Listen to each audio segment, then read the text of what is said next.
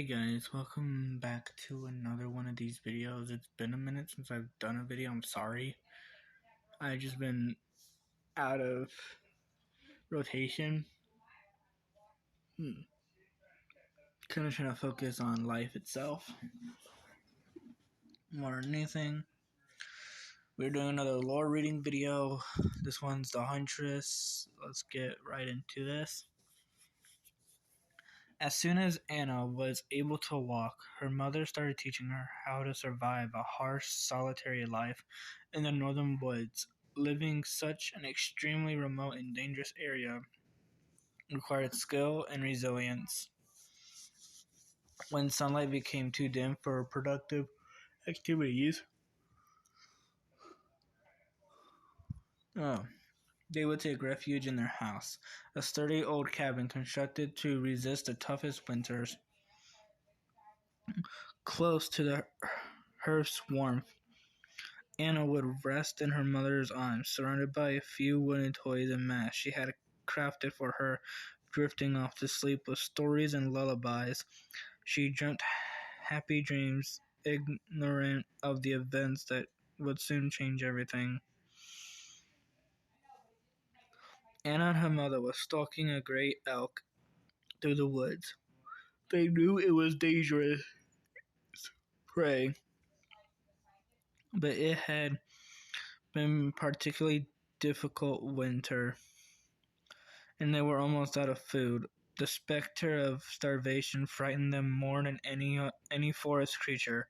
Without warning, the elk bellowed and charged at Anna. She was paralyzed with fear, as the whole world seemed to shake under the immense beast's pounding hooves. The elk was close enough for Anna to see the murderous fury in its eyes, with her mother threw herself in its path, axe in hand. A blood-curdling scream escaped from her lips as the elk impaled her upon its antlers and hoisted her in the air. With all her strength, she brought the axe down on its head again and again, while it tried to shake her loose. With a sickening crack, the antlers snapped and Anna's mother was free. The beast collapsed. Anna was too small to move her mother's broken body, so she sat with her in the clearing where she had fallen. To distract her from the dying elk's cries,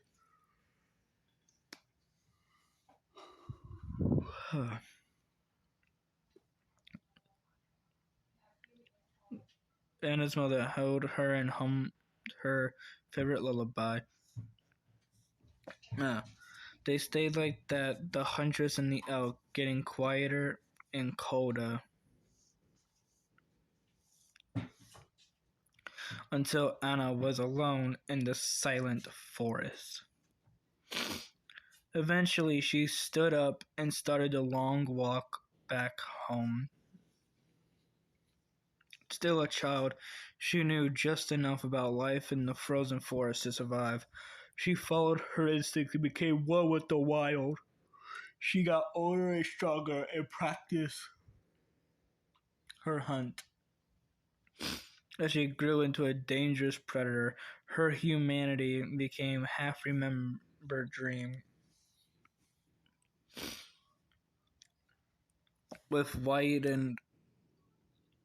She widened her territory and lived off her hunts. She worked her way up through squirrels, hares, mink, and foxes. Eventually, she grew tired of them and hunted more dangerous animals like wolves and bears.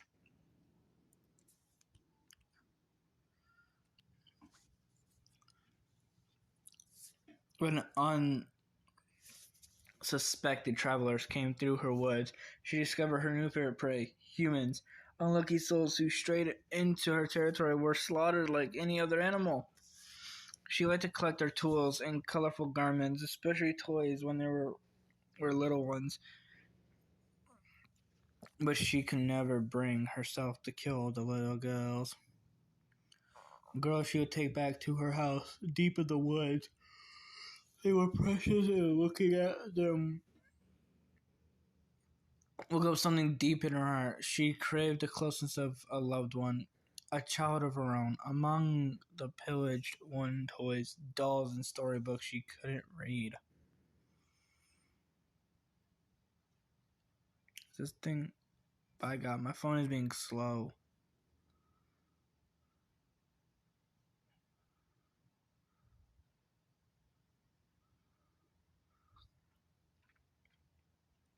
Where are we at? The girls would be tied by the neck with a rough and chafing rope, fastened firmly to the wall. She couldn't let them wander off, or they will surely die outside. Every time the girls would waste away and die of cold or starvation or sickness. Every time it plunged Anna deeper into pain and sorrow and madness. She was compelled to try again and started raiding the nearest villages to slaughter families and kidnap their daughters. She wore one of the animal masks her mother crafted for her so many years earlier to try to calm the frightened children. Villagers spread the legend of a half-beast lurking in Red Forest, the huntress, who killed men and ate little girls. War eventually came to the forest. German soldiers began to pass through on the march, attacking the collapsing Russian Empire. During these dark times, there were no more travelers. The villagers had abandoned their homes, and no more little ones to be found. Only soldiers. Many of them were found with violent axe wounds. Whole groups disappeared mysteriously. Once the war was over, the rumors of the huntress disappeared with it, engulfed by the Red Forest. I'm sorry about my phone, y'all. I'm sorry for all the constant yawning. I don't get a whole lot of sleep anymore. But that's the huntress's lore. I hope you guys do enjoy. If you guys did, please leave a like, follow my socials, subscribe to this channel.